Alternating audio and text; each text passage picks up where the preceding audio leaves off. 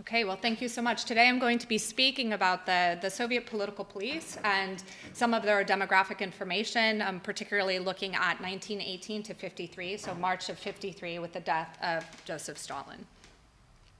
So on 20 December 1917, Vladimir Lenin established the political police, then called the Cheka, to defend the revolution by, quote, mercilessly exterminating all those who by action or word resisted the offensive movement of the Bolshevik dictatorship. Because the political police's mandate was to protect the revolution and to ensure that anyone who sought to thwart the Bolsheviks' plans was swiftly destroyed, only the most competent and capable of men could serve in this elite organization. Felix Dzerzhinsky, whom Lenin named as the first leader of the political police, had a clear idea of the principles that should govern the newly initiated officers and ordered them to, quote, not trust anyone, see everyone as a possible enemy, do not know mercy, banish the soft-hearted from the Cheka, be bolder and more cunning than the enemy, listen more and speak less, forget your own life, serve the revolution. In addition to adhering to these principles, the young men selected to serve in the political police should have already demonstrated loyalty to the party, possessed at least a middle school level of education, and have an unblemished personal record. A survey of the officers who served in the political police from 1918 to 53 in the Western and Southern republics, specifically in Belarusia, Estonia, Georgia, Latvia, Lithuania, Soviet Moldova, and Ukraine, reveals that while many of the political police officers did fit this mold, many did not. While the political police leadership did have an ideal candidate in mind for the domestic intelligence services, the reality was that the local situation in the republics, as well as the changing political priorities, largely influenced the leadership's decision of whom they should accept. The men who chose to join the political police often shared certain characteristics, but also had their own distinguishing qualities that may or may not have deviated from the standards Moscow set. To understand more fully who the men were who agreed to serve in the political police, this talk and my paper upon which it is based makes extensive use of the personnel files found in the Republican Political Police archives. In my talk today, I will examine who were the men who donned the uniforms of the Cheka and successor organizations. Drawing from over 200 personnel files of the active duty officers, non-commissioned officers, as well as rank and file employees, this paper paints a portrait of the average political police officer who served. A close read of these personnel files reveals not only the hidden hierarchies and relationships that have remained largely elusive to historians of the political police who focus on it as an institution, but also exposes the social and demographic characteristics of the men who took part in the Soviet Union's most punitive organization. Understanding who these men were who became active participants in the Soviet project helps to explain, in part, the successes and challenges the service then faced in achieving their mission in the republics. While the young men who chose to join the security services did not all resemble one another, certain generalizations about them can still be made. The officers' nationalities, education levels, languages they spoke, and social backgrounds depended largely on the branch of the security service they served. The distinction between those who served in the NKVD-MVD and NKGB-MGB was minimal, and personnel easily moved between the two entities because of their similar function and frequent joint operations. However, the young men who became part of the militia, or the Soviet Union's civil police force, had less in common with the officers from the NKVD or NKGB proper, despite the subordination of the militia to these parent organizations. Since its creation in 1917, the militia historically had more relaxed standards for its personnel than either the NKVD or NKGB. For both ideological and financial reasons, the Bolsheviks initially experimented with using a volunteer police force comprised of local citizens to maintain social order in the revolution. The private citizens who volunteered to police, while enthusiastic, typically had little formal education. Following the Civil War from 1918 to 22, Moscow purged the militia of some of its lowest members and instituted a training program to try and improve the quality of the remaining militionnaires. This move was desperately needed once the leadership realized that in 1921, 10 to 15% of the force was illiterate and 35% were semi-literate. Despite the attempts to establish standards for acceptance and to improve the general education of the current personnel, the education levels of the militsioner remained below that of the other security service personnel up until Stalin's death. From January 1952 to January 1953, for example, the Latvian militia accepted 577 new recruits into the service. Of these new recruits, 273 of these still had only an elementary level of education, and 256 of the remaining 304 militionärs did not complete their secondary education. The lower levels of education led to a greater number of personnel problems that the leadership continually had to address. For instance, Pavel Frolov, a Russian national who was born in Estonia, had only completed 5 years of formal schooling and worked as a fisherman before he joined the militia. Though he attended a 6-month training course, his superiors commented that Frolov still, quote, did not have enough authority amongst the civilian population, and because his general education level was low, he writes incompetently and therefore is not capable of authoring operational documents. The primary investigative materials collected by him always must be reformulated. He also doesn't work at improving his general education levels, end quote. Despite his superiors writing several negative reviews of Frolov's performance, Frolov served for 9 years before the personnel department finally let him go. The decision to retain Frolov, regardless of his low level of performance, was a common enough occurrence in the militia.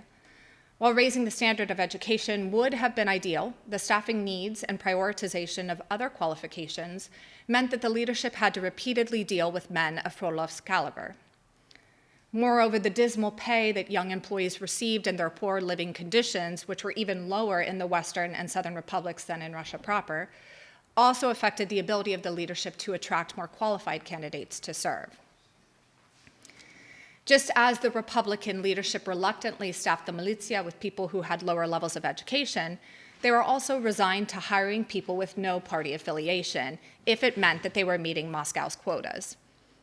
The number of people who were either in the Komsomol or were a candidate or party member was significantly lower for the militia than in the other branches of the security services. For example, only 28% of the militionär in the Moldavian ASSR had party affiliation in 1928, and 48% of the 1948 incoming class at the Kaunas School of the Militia in Lithuania had a connection to the party. In contrast, 63% of the students at the NKVD officer school in Vilnius in 1948 were affiliated with the party.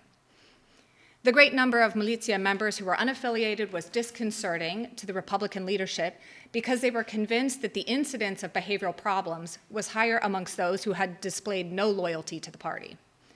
While the Lubyanka recognized the benefit of recruiting people who had already some connection to the party or had an interest in joining, Moscow was not willing to drastically increase the pay and improve the material conditions of the Republican militia, which would have then enticed more qualified candidates to apply. The leadership was willing to make exceptions regarding a person's education and party affiliation if they wanted to join the militia, but the leadership held the candidates for the NKVD and NKGB to a higher standard. In the early years of the political police, party affiliation was mandatory for anyone applying for the Cheka, OGPU, or NKVD. Almost all of the old Chekists in the Georgian OGPU in 1928, for example, had jumped through the necessary hoops, such as completing at least a year-long party candidate internship to improve their political knowledge in order to continue to serve. If the Chekists failed to live up to the party's exacting standards, the leadership would not hesitate to exclude the officer from the party with the expectation that they would try to improve their political acumen before applying again. This was the case with the Georgian Sergei Shafirov, who first became a candidate of the party in 1921, but was later kicked out for misbehavior. After demonstrating that he was somewhat reformed, Shafirov became a candidate again in 1926, but he still had to complete a 2-year candidate internship before he could finally become a full party member in 1928, which he did. Party affiliation was also an absolute requirement for anyone aspiring to serve in a leadership position in the security services. In the Soviet Moldavian political police, for instance, every single man from the head of the MGB himself to the chief of the Suslani regional department was a member of the party. This was not unique to Soviet Moldavia, and 100% of the officers and non-commissioned officers in the Lithuanian MVD nomenclatura were also members of the party. While the political leadership in Moscow saw it as essential for the leaders of the security services to have an affiliation with the party, the same was not always true for officers in non-leadership positions, those non-commissioned officers, and rank-and-file employees. The emphasis Moscow placed on party affiliation depended largely on when the officer joined the service. For instance, following the tremendous personnel losses of the Second World War, the aim was quickly to restaff the security services regardless of party affiliation. Despite the Lubyanka's decision to relax the requirements at times, more personnel serving in the NKVD and KGB on average were still likely to have some sort of connection with the party when compared to those of the militia. Though the education levels of the commission, non-commissioned officers, and rank-and-file personnel were moderately higher than that of the militia, very few NKVD or NKGB officers completed post-secondary schooling.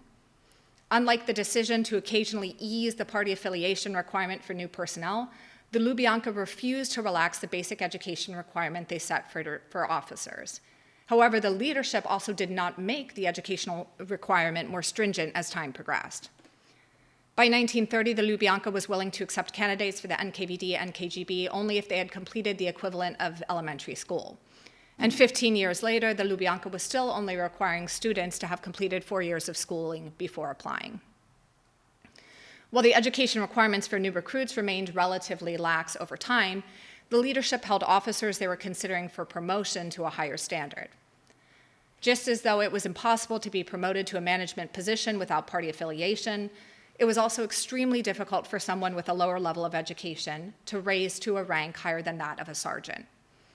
By the late 1940s, and as secondary schools became more common in the Western and Southern republics, the Lubyanka gradually raised the minimum education requirement to 7 years of formal schooling for anyone aspiring to attend the leadership training courses necessary to head a department.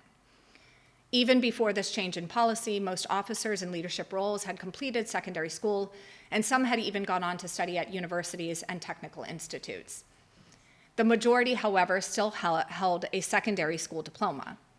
In Lithuania, for instance, while only 10% of the officers in the nomenclatura had a university equivalent degree in 1948, 68% of the officers had either completed secondary school or had started but failed to graduate. Those officers who had lower levels of education and still managed to obtain a position in the nomenclatura typically had either a wealth of practical experience or demonstrated their commitment to improving themselves that set them apart from their similarly educated colleagues. The Ukrainian Grigory Zhivago is a perfect example of how someone could work their way up to a prestigious management position despite lacking the credentials to do so when they first joined the service. Zhivago completed 7 years of elementary and secondary schooling in Dnipropetrovsk Oblast before he served in the NKVD border troops in Belarusia. During his time there, Zhivago continued to study and later passed an examination which certified that he had successfully completed 9 years of schooling.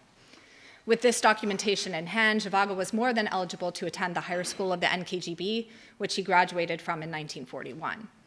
He then went on to serve as the deputy head of the main department for the struggle against banditry for the NKVD in Moscow before the Lubyanka selected him to actually head the department. Zhivago's initiative to continue his general education boded well for his career, and the Lubyanka commensurately rewarded their personnel who were committed to this level of self-improvement. The standards for the employees, depending on their rank and the branch of the security service where they served, varied over time. While the young men who became part of the political police were not identical, overall they were less educated and had more tenuous ties to the party than perhaps we would expect. Officers in leadership positions were the exception, and regardless of when and where they served, they were almost all candidates or members of the party. The Lubyanka initially envisioned that the rank and file would not only have an affiliation with the party, but would also have enough formal schooling so that they could conduct thorough investigations and write legible intelligence reports, which makes sense. However, these standards were not set in stone, and the leadership was forced to adjust them over time, depending on competing priorities, their staffing needs, and their ability to recruit people to fill the lower ranks of the security services. Particularly following the Second World War, as the Soviets shifted focus from reconquering and expanding their western and southern borderlands to institution building, the issue of political police's recruits' nationality would become increasingly important. As the nationality issue took precedent, the leadership was forced to relax requirements regarding a recruit's party affiliation and the amount of formal schooling he had completed.